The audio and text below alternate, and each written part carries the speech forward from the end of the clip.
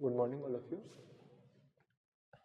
मैं शराफत अली और हम पढ़ रहे थे क्वांटम मैकेनिक्स, और जिसमें हमारी जो टॉपिक चल रहा था वो स्थिति ऊर्जा वक्र से रिलेटेड जो समस्याएं थी वो टॉपिक चल रहा था। और हमारा फोर्थ टॉपिक था जो हम सेकंड चैप्टर में पढ़ रहे थे, वो था हमारा आयताकार विभव रोधिका। क्या टॉपिक था?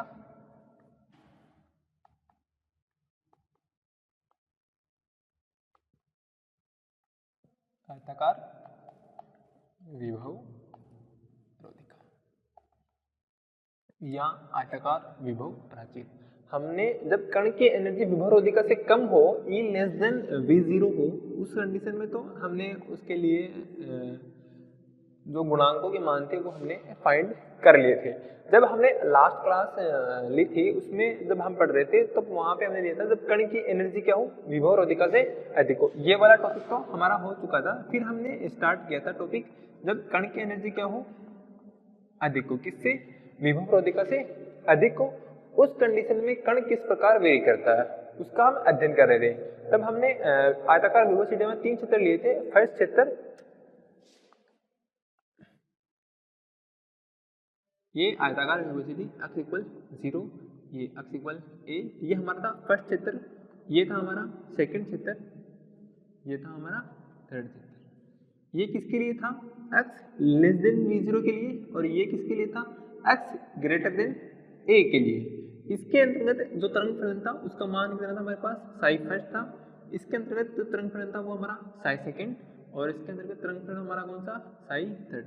और जो फर्स्ट क्षेत्र है उसके अंतर्गत हमने माना था स्थिति ऊर्जा का मान कितना? 0। सेकंड में जब हमने माना था जो स्थिति ऊर्जा का मान क्या? नियत विभव रोधिका, परिमित विभव रोधिका V0। और थर्ड क्षेत्र के अंतर्गत भी हमने क्या माना था? Vx का मान क्या है? 0 है। ठीक है, ये 3-4 चीजें हमें चाहिए थी जो हमें मिल चुकी है। अब जब हम पढ़ रहे थे जब कण की एनर्जी क्या हो, अधिक हो, E विभव रोधिका से अधिक हो। विभव रोधिका कितनी है? ये विभव रोधिका V0 है। और इस टाइम पे क्या हो, जो कण आपतित हो रहा है इधर से, ये जो कण आ रहा है इसकी क्या है? एनर्जी ज्यादा है। किससे? विभव रोधिका से ज्यादा है। उस कंडीशन में कण किस प्रकार वेरी करता है, तो उसके लिए हमने 3 क्षेत्रों के लिए 3 समीकरण भी हमने फाइंड करी थी। जब हमने फर्स्ट समीकरण जो फाइंड करी थी वो हमारे पास कुछ इस प्रकार आई थी। फर्स्ट समीकरण साई फर्स्ट का हमने जब सॉल्यूशन निकाला था वो हमारे पास आती a exponential eta K x plus b exponential minus का आइटा के एक्स। इस समीकरण का हमने व्युत्पन्न कर लिया था लास्ट क्लास में। फिर हमने सेकंड क्षेत्र के लिए निकाली थी साई सेकंड। वहां पर जो हमारे पास इक्वेशन आई थी वो आई थी c एक्सपोनेंशियल आइटा के 1x plus d exponential minus का आइटा के 1x। ठीक है, ये समीकरण आई थी। फिर जब थर्ड के लिए हमने निकाली थी तब हमारे पास क्या समीकरण आई थी? साई थर्ड। वो हमारे पास आई थी e एक्सपोनेंशियल आइटा के 1 x plus e f a b c d e f exponential minus का आइटा के x, जहां पर k की वैल्यू, k स्क्वायर की वैल्यू क्या थी? 2m e upon h cut का स्क्वायर, और जो k1 स्क्वायर की वैल्यू क्या थी हमारे पास? 2m अपॉन h कट का स्क्वायर e माइनस v0। ये थी हमारे पास वैल्यूज, ये हमने निकाल ली थी। अब इसके अंतर्गत ये इक्वेशन निकालने के बाद हमें क्या चाहिए? हमें चाहिए कि हम इनके ऊपर जो हमारे पास परिसीमा प्रतिबंध है वो लगाएं, और हम किसकी वैल्यूज फाइंड करें? a b c d e f की वैल्यूज हम इनके फॉर्म में फाइंड करें। ठीक है, या हम हो सकता है कि हमें b अपॉन a की वैल्यू भी चाहिए होती है। कब चाहिए होती है? जब हम फैक्टर का मान निकालते हैं। तो अब हमें किन का मान निकालना है? तो a b c d e f का मान का हम क्या करेंगे? निर्धारण करेंगे। तो उसके लिए हम परिसीमा प्रतिबंध लगाते हैं। क्या लगाते हैं? परिसीमा प्रतिबंध लगाते हैं। एक चीज और देखिए, जब ये जो तरंग फलन आपतित होती है तो यहाँ पर सेकंड क्षेत्र विभव रोधिका के अंतर्गत जब फर्स्ट तरंग ये परावर्तित होती है तो यहाँ पे क्या कोई भी विभव रोधिका नहीं होती। जब विभव रोधिका नहीं होती तो यहाँ साइड थर्ड में हम देखेंगे कि जो इक्वेशन आई है हमारे पास, यहाँ पे ये किसको डिनोट करता है? परावर्तित तरंग फलन को डिनोट करता है। देखो, ये आपतित तरंग फलन, ये परावर्तित तरंग फलन, ये पारगमित तरंग फलन के लिए इक्वेशन ये होगी। ठीक है, और ये जो ये टर्म है ये हमारी किसको डिनोट कर रही है, वापस पारगमित को डिनोट कर रही है। तो हमारे पास जब तरंग पारगमित के लिए हमारे पास ये है, परावर्तित के लिए है, तो परावर्तित के लिए तो हमें दोबारा होगी नहीं, तो यहाँ पर हम देखेंगे कि f का मान क्या होगा, 0 होगा। कब? क्योंकि हमें पता है कि जब कण परावर्तित हो गई तो हमारे पास कोई विभव रोधिका नहीं है, उस कंडीशन में यहाँ पर ये जो परावर्तित तरंग फलन है उसका मान क्या होगा, 0 होगा। f का मान क्या होगा, 0 होगा। तो साइड थर्ड की जो समीकरण बचेगी वो सिर्फ ये बचेगी। तो अब हम यहाँ पे क्या करेंगे, जो हमारे पास जो नितांक है A B C D E F का निर्धारण करेंगे, ठीक है। तो सबसे पहले इनको मान लो, इक्वेशन नंबर 1 2 ये 3 और ये वैल्यू थोड़ा नीचे लिख देते हैं।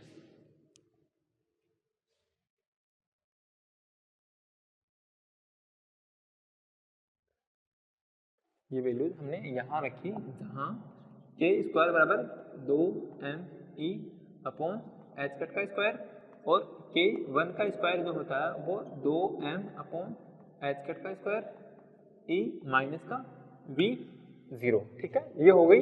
अब हमें किन का निर्धारण करना है, नितांक A B C D E F का निर्धारण करना है। तो सब हेडिंग लगा लो, नितांकों ए बी सी डी ई व एफ का परिसीमा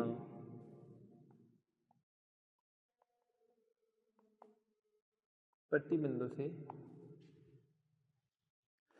निर्धारण, हम जो परिसीमाएं प्रतिबंध है उनसे हम निर्धारण करेंगे। जैसे कि हम x इक्वल 0 लेते हैं तरंग फलन साई, और इसके अवकलन के लिए जब हम x इक्वल a लेते हैं, ठीक है, उनके माध्यम से क्या करते हैं, हम इनका निर्धारण करते हैं। तो सबसे पहले हमें ये साई थर्ड की जो समीकरण है इसका सॉल्यूशन लिखेंगे। तो लिखिए, सबसे पहले हम इसका सॉल्यूशन लिख लेते हैं। तो विभव स्थिर ऊर्जा वक्र से विभव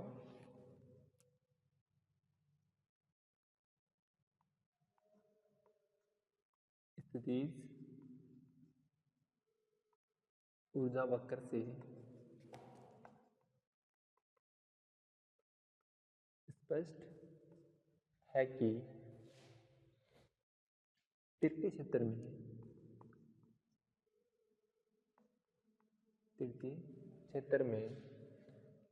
फलन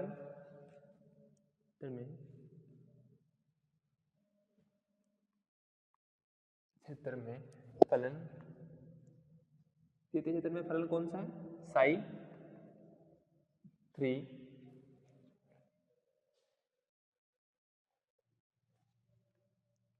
का भाग कौन सा पद, सेकंड वाला। फर्स्ट वाला तो किसको डिनोट कर रहा है, पारगमित तरंग फलन को। ये किसको डिनोट कर रहा है, परावर्तित को।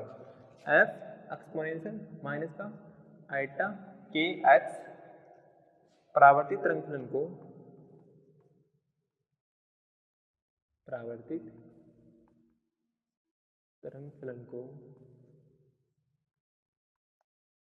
होगी कहाँ से, जब यहाँ से समीकरण पास आउट हो चुकी है तो यहाँ से पारगमित हो चुकी है, तो पारगमित होगी कहाँ, तो उसके लिए इसको क्या लेंगे, 0 लेंगे। परावर्तित तरंग फलन को प्रदर्शित करता है, परंतु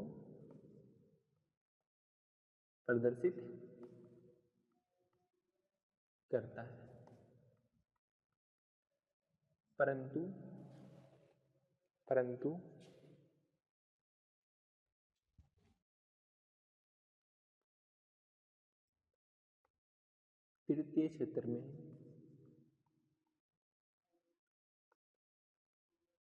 परावर्तित तरंग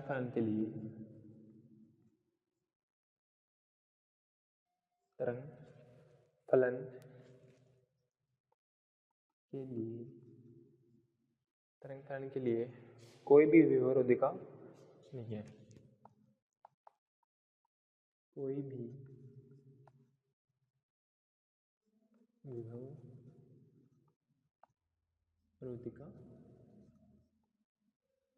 देखो जब ये तरंग यहाँ से आपतित हो रही है, ये आपतित हो रही है, यहाँ से इसके अंतर्गत आई, ये यहाँ पे परावर्तित हो गई। इसके लिए तो हमारे पास क्या है कि हमारे पास विभव रोधिका है, लेकिन जब यहाँ से तरंग वापस पारगमित हो रही है, ये पारगमित हुई, इसके बाद ये आगे कहाँ टकराएगी, हमारे पास कोई भी विभव रोधिका नहीं है, तो उस कंडीशन में ये जो परावर्तित आगे होनी चाहिए वो होगी नहीं। तो हम क्या ले सकते हैं कि जो हमारे पास परावर्तित तरंगफलन वो क्या है, ये है, इसको हम क्या मानेंगे, शून्य मानेंगे। तो अतः तृतीय क्षेत्र के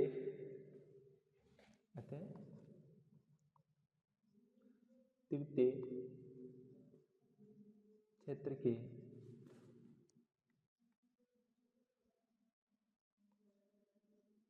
परिभाषित तरंग फलन के लिए f इक्वल क्या होगा, 0 होगा। f इक्वल 0 होगा तो ये हमारे पास साइड थर्ड की इक्वेशन क्या जाएगी, f ये 0 हो जाएगी, 0 को इससे मल्टीप्लाई करेंगे 0, हमारे पास ओनली टर्म क्या बचेगी, ये बचेगी। ये जो किसको टर्म, ये जो टर्म आएगी वो किसको डिनोट करेगी, हमारे पास पारगमित तरंग फलन को। ये आपतित की, ये परावर्तित की, और ये किसकी होगी, पारगमित की। तो ऐसा है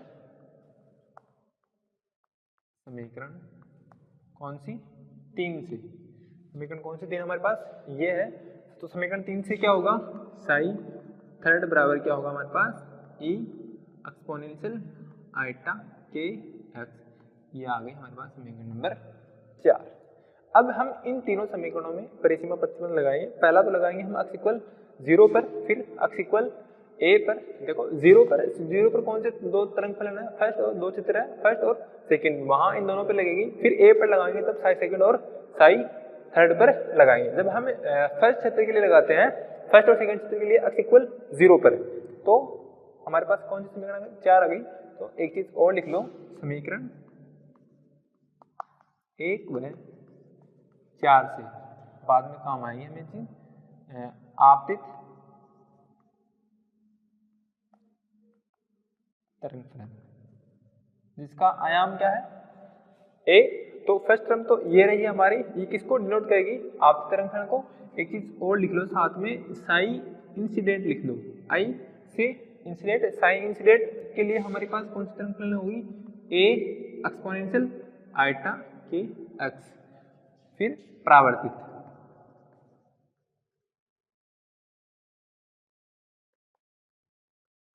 तरंग फलन। साई आर रिफ्लेक्टेड को, रिफ्लेक्टेड मतलब हिंदी में होता परावर्तित, परावर्तन को इंग्लिश में बोलते हैं रिफ्लेक्शन। तो उसको हम आर से डिनोट करेंगे। साई आर बराबर हमारे पास हो गया बी एक्सपोनेंशियल माइनस का आइटा के एक्स। थर्ड हमारे पास हमें पता है कि समीकरण नंबर 4 से देखो, ये किसको डिनोट करेगी, पारगमित को, पारगमित तरंग फलन। और पारगमन को इंग्लिश में बोलते हैं ट्रांसमिट, इसको हम साई टी से डिनोट करेंगे। और ये हमारे पास क्या है, ई एक्सपोनेंशियल आइटा के एक्स। ठीक है, ये हमें तीनों समीकरण चाहिए होगी। ये हमारे कब काम आएगी, जब हम परावर्तित धारा घनत्व निकालते हैं। क्या करते हैं, परावर्तित धारा घनत्व निकालते हैं। एक बार हम आपतित के लिए, परावर्तित के लिए और पारगमित के लिए निकालते हैं, उस कंडीशन में हमारे पास ये तरंग फलन काम आएंगे। ठीक है, तीनों निकाल ली। अब उसके बाद हम क्या कर लेते हैं, A B C D E F का निर्धारण कर लेते हैं। तो इसके लिए हमें इन समीकरणों की हेल्प चाहिए होगी। तो समीकरण 1, 2 और 4 में जब हम देखेंगे कि अब जब क्या फर्स्ट कंडीशन लगाएंगे, प्रथम परिसीमा प्रतिबंध हम जब लगाएंगे तब हमारे पास क्या आएगा, प्रथम परिसीमा प्रतिबंध तो ये हो गया। ठीक है, एक सीमा प्रतिबंध तो हो गया। दूसरा लगा देते हैं, हमारे पास क्या होगा, x इक्वल 0 पे देखेंगे जब तरंग फलन क्या हो, साई फर्स्ट और साई सेकंड दोनों इक्वल होंगे। दूसरी कंडीशन जब इनके डेरिवेशन पर देखेंगे तब इक्वल होंगे। और जब तीसरा तरंग फलन x इक्वल a पर साई सेकंड और साई थर्ड के लिए, और फिर उसके बाद इन दोनों के अवकलन के लिए। तो दूसरा परिसीमा प्रतिबंध, द्वितीय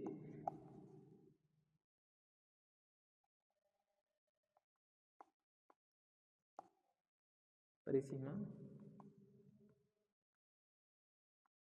प्रतिबंध।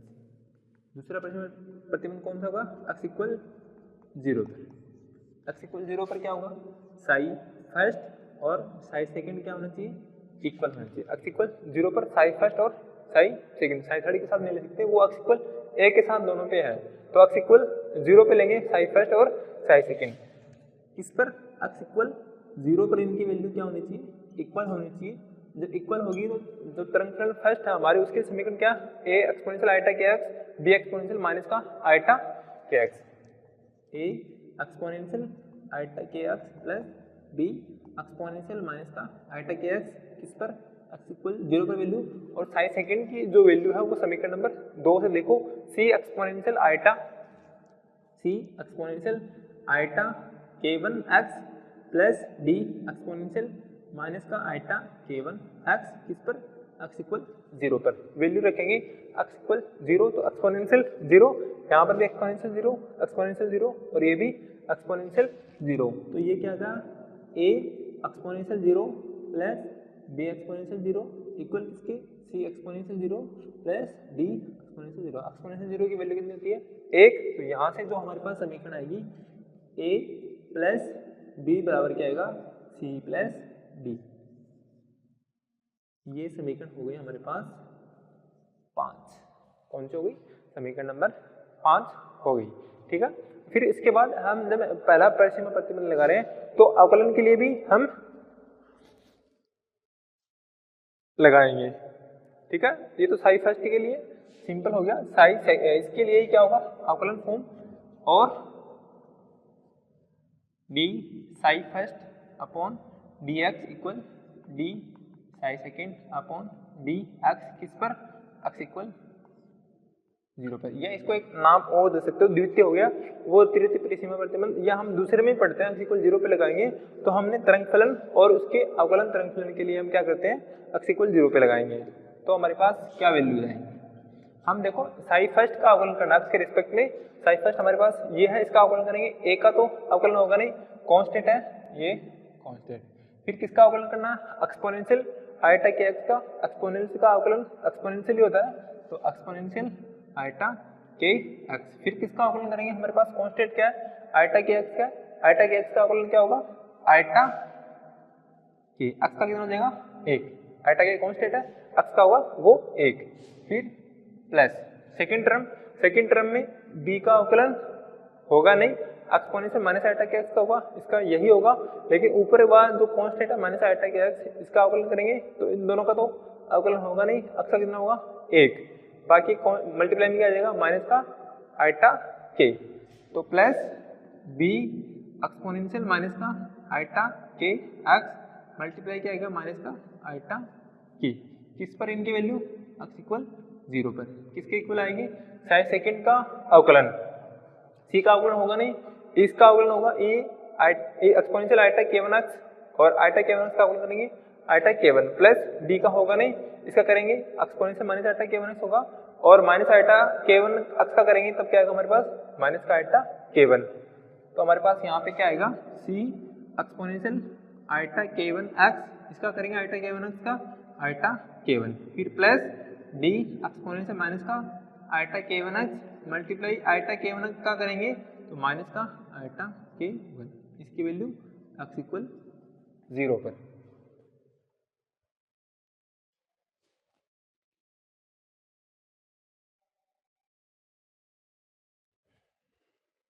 x इक्वल 0 पर वैल्यूज पुट करेंगे तो हमारे पास क्या आएगा? x इक्वल 0 पर। देखो ये एक्सपोनेंशियल 0 हो जाएगा, ये भी एक्सपोनेंशियल 0, x की वैल्यू 0 रखेंगे, आइटा के से मल्टीप्लाई करेंगे 0, ये भी 0, ये भी 0 और ये भी 0। तो सीधा लिख रहा हूँ मैं a एक्सपोनेंशियल 0 आइटा के प्लस, देखो प्लस और माइनस मल्टीप्लाई होगा यहाँ पे माइनस, b एक्सपोनेंशियल 0 मल्टीप्लाई में क्या? आइटा के, प्लस को हमने माइनस के साथ मल्टीप्लाई कर दिया इक्वल, यहाँ पे वैल्यू रखेंगे c एक्सपोनेंशियल 0 आइटा के 1। फिर देखो प्लस को माइनस में मल्टीप्लाई करेंगे माइनस d एक्सपोनेंशियल 0 आइटा के 1। ठीक है, ये समीकरण आ गई। फिर देखो एक्सपोनेंशियल 0 की वैल्यू क्या होती है? 1 होती है। ये a आइटा के, ये दोनों से आइटा के कॉमन निकाल लूँ, दोनों से आइटा के कॉमन निकालूंगा तो आइटा के कॉमन निकाला a माइनस b, यहाँ पे क्या बचेगा? आइटा k1 कॉमन निकालो तो यहाँ पे बचेगा c माइनस का d। आइटा से आइटा कर देगा, k का हम इधर डिवाइड कर देंगे तो हमारे पास क्या समीकरण आ जाएगी? a माइनस b बराबर k1 अपॉन यहाँ k मल्टीप्लाई में था, इधर आ गया डिवाइड में c डिवाइड में सी माइनस का डी। देखो एक तो हमारे पास ए प्लस बी की समीकरण आ गई, एक आ गई हमारे पास ए माइनस बी की समीकरण आ गई। ये समीकरण नंबर 6 हो गई हमारे पास। ठीक है, अब देखो जब हमने द्वितीय परिसीमा प्रतिबंध लगाया था हमारे क्या था, अक्ष इक्वल 0। अब तीसरा परिसीमा प्रतिबंध वो क्या होता है, अक्ष इक्वल ए पर लगाएंगे। किस पर, अक्ष इक्वल ए पर लगाएंगे। अक्ष इक्वल ए पर कौन से तरंग फलन पे लगेगा, सेकंड और थर्ड पर। पहले तो हम तरंग फलनों पे लगाएंगे, फिर इनके अवकलन पर। जैसे हमने यहाँ पर अक्ष इक्वल 0 पे लगाया, तो फिर उसके बाद क्या लगाएंगे, अक्ष इक्वल ए पर लगाएंगे।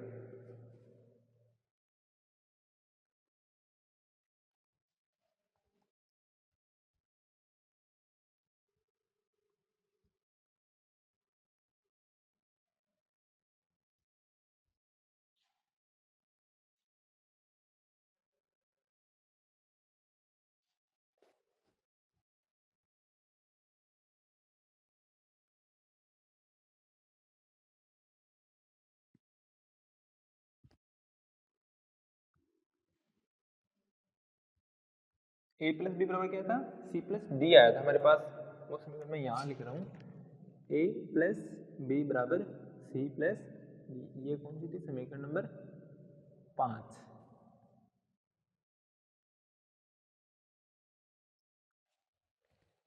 ठीक है, ये साई थर्ड की समीकरण कौन सी है, समीकरण नंबर 4।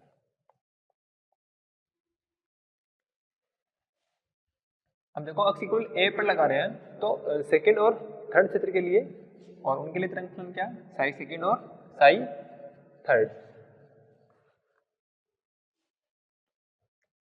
नेक्स्ट पॉइंट हमारा, दो परिसीमा प्रतिबंध लगा दिए हमने, तो तृतीय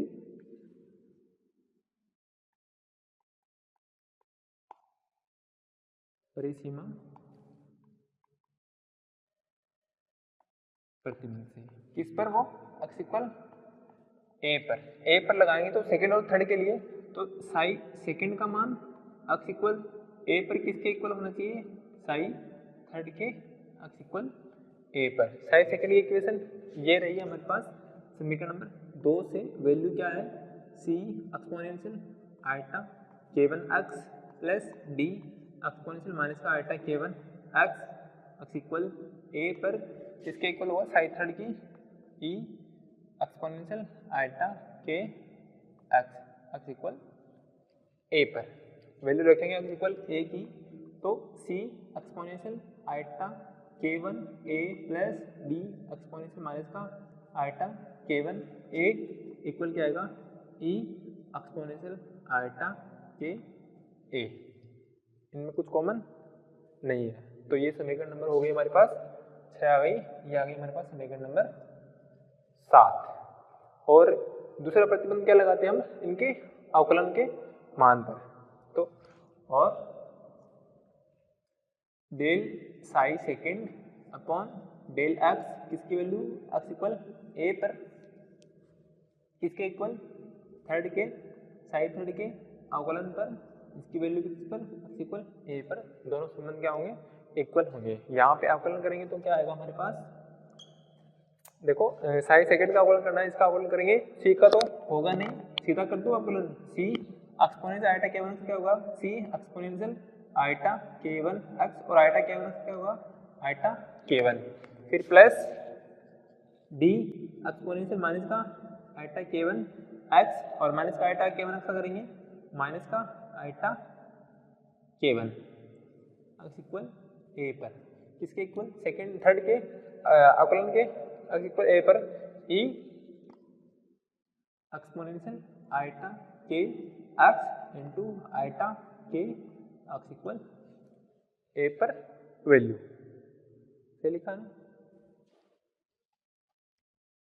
अब वैल्यू x इक्वल ए रखेंगे, तब C exponential iota k1 a into eta k1, फिर ये plus minus multiply minus, minus का डी एक्सपोनेंशियल माइनस का iota k1 a into eta k1 और इक्वल क्या आएगा, E exponential eta K A into eta K x equal A रख दिया। फिर यहाँ पे दोनों में कॉमन क्या, आइटा के वन कॉमन है। अगर हम आइटा के वन कॉमन निकालें, आइटा के वन कॉमन निकालें तो यहाँ पे समीकरण बचेगी सी एक्सपोनेंशियल आइटा के वन ए, या इसको ऐसे रहने दें, निकाल लेते हैं, माइनस का डी एक्सपोनेंशियल माइनस का आइटा के वन ए इक्वल क्या, ई exponential eta K A multiply iota के। आइटा से आइटा कट जाएगा, हमारे पास जो फाइनल इक्वेशन आएगी वो ये होगी सी एक्सपोनेंशियल आइटा के वन ए माइनस का डी एक्सपोनेंशियल माइनस का आइटा के वन ए। देखो ये इधर मल्टीप्लाई में रहेगा, डिवाइड में ई exponential eta K A into eta के, डिवाइड करेंगे आइटा के वन का, आइटा से आइटा कट जाएगा, ये बचेगा ई exponential eta K A into के अपन के वन। अगर इसको थोड़ा सा और अच्छा लिखें तो के अपन के वन साथ में लिख देता हूँ, इंटू के अपन के वन। ये समीकरण, ये समीकरण नंबर आ गई हमारे पास 8। अब हमें कुछ वैल्यूज चाहिए होगी, जैसे कि अब हम वो वैल्यू निकालेंगे जब हम इनके फैक्टर निकालेंगे, परावर्तन गुणांक और आपतन गुणांक। परावर्तन गुणांक क्या होता है, जो परावर्तित तरंग फलन होता है और आपतित तरंग फलन होता है, उन दोनों का अनुपात क्या कहलाता है, परावर्तन गुणांक कहलाता है। और पारगमन गुणांक, जिसमें हम देखते हैं कि पारगमित तरंग फलन और आपतित तरंग फलन दोनों का अनुपात क्या कहलाएगा, गुणांकों का अनुपात क्या कहलाएगा, गुणांक कहलाएगा। तो वहाँ पे हमें जो वैल्यू चाहिए होगी, दो वैल्यू हमारे पास काम आएगी। एक तो हमारे पास जो वैल्यू आएगी वो आएगी बी अपॉन ए, बी अपॉन ए की वैल्यू चाहिएगी, और एक हमें जो वैल्यू चाहिएगी वो ई अपॉन ए की वैल्यू चाहिएगी। तो हमें दो वैल्यूज और फाइंड करनी है, बी अपॉन ए और ई अपॉन ए, क्योंकि हमारे पास जो तरंग फलन थे, जो आपतित तरंग फलन था वो हमारे पास क्या था, साइन आई का मान क्या था, ए एक्सपोनेंशियल आइटा के एक्स यहाँ से, और जो परावर्तित तरंग फलन था वो हमारे पास था बी एक्सपोनेंशियल माइनस का आइटा के वन एक्स, और ट्रांसमिटेड था वो कौन सा होगा हमारे पास, ई एक्सपोनेंशियल आइटा के एक्स। ये तीन तरंग फलन थे। इन तीनों तरंग फलनों से हम क्या करेंगे, इन तीनों तरंग फलनों से हम मान निकालेंगे किसके, प्रायिकता धारा घनत्व की, और जो प्रायिकता धारा घनत्व आएगी उनके अनुपात से हम क्या निकालेंगे, गुणांकों के मान निकालेंगे। तो हमें दो वैल्यूज और चाहिए, एक तो बी अपॉन ए की वैल्यू हमें निकालनी होगी, एक ई अपॉन ए की वैल्यू और निकालनी होगी। तो बी अपॉन ए की वैल्यू है वो समीकरण 6 और 5 जो समीकरण है इन दोनों के सॉल्यूशन से आएगी। देखो अगर हम इन दोनों को एक बार जोड़े और घटाएं तो हमारे पास बी और ए की वैल्यू आ जाएगी, और हम उनका दोनों का रेशियो निकाल लेंगे। तो हमें दो वैल्यू और चाहिए होगी, कौन सी, बी अपॉन ए और सी अपॉन ए की वैल्यू हमें चाहिए होगी। तो बी अपॉन ए की वैल्यू निकालने के लिए हमारे पास जो समीकरण काम आएगी वो होगी समीकरण नंबर 5 और 6। तो सबसे पहले हम क्या करेंगे, समीकरण 5 और 6 को जोड़ेंगे, फिर उसके बाद घटाएंगे। जब दोनों में हमारे पास दो वैल्यू प्राप्त होगी और उनके रेशियो से हम क्या निकालेंगे, बी अपॉन ए की वैल्यू निकालेंगे। तो हमें मान किसका निकालना है, बी अपॉन ए का।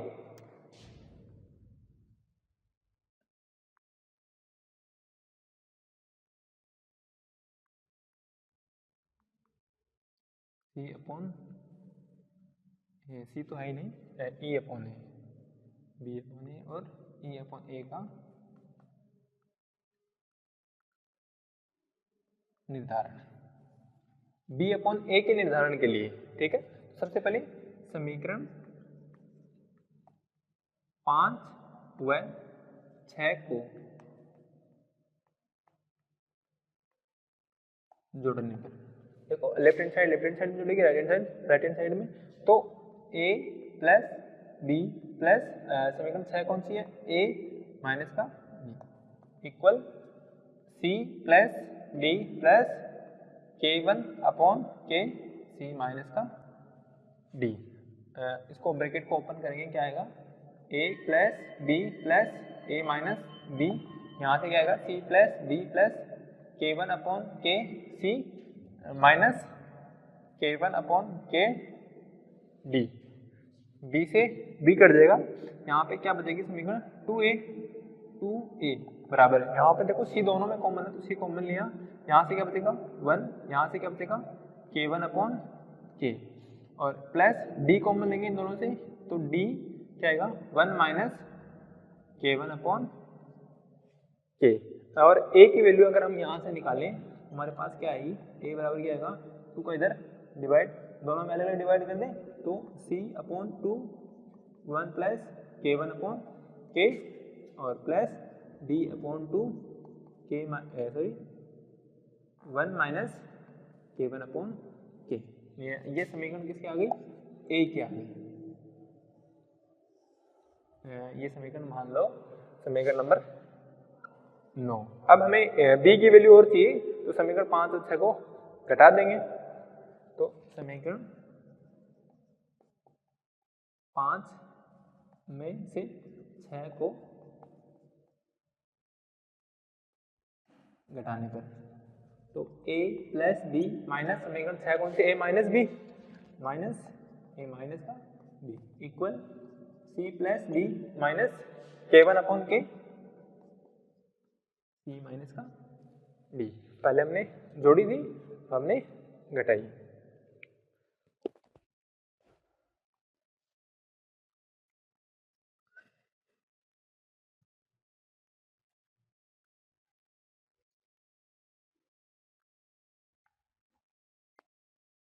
ब्रैकेट ओपन करने पर क्या आएगा हमारे पास a प्लस b, देखो बाहर माइनस बैठा है तो माइनस साइन चेंज कर देगा, जो प्लस का वो माइनस का, जो माइनस का वो प्लस का, बराबर c प्लस b, यहाँ पर भी माइनस बैठा है तो माइनस का K1 अपॉन के C minus minus minus plus K1 upon के डी।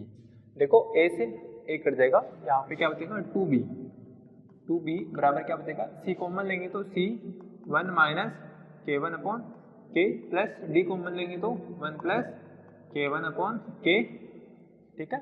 और यहाँ से b की वैल्यू निकालेंगे वो क्या आएगी c upon 2 1 minus K1 upon K plus d upon 2 1 plus K1 upon K. ये समीकरण मान लो 10। 9 आ गई, 10 आ गई। अब हमें किसकी वैल्यू चाहिए, b अपॉन a की वैल्यू चाहिए, तो क्या करेंगे हम समीकरण 10 में 9 का भाग देंगे। क्या करेंगे समीकरण 10 में 9 का भाग देंगे, फिर हमारे पास किसकी वैल्यू आ जाएगी b अपॉन a की वैल्यू आ जाएगी, और वो b अपॉन a की वैल्यू हम नेक्स्ट क्लास में फाइंड करेंगे। आज के लिए इतना ही, थैंक यू।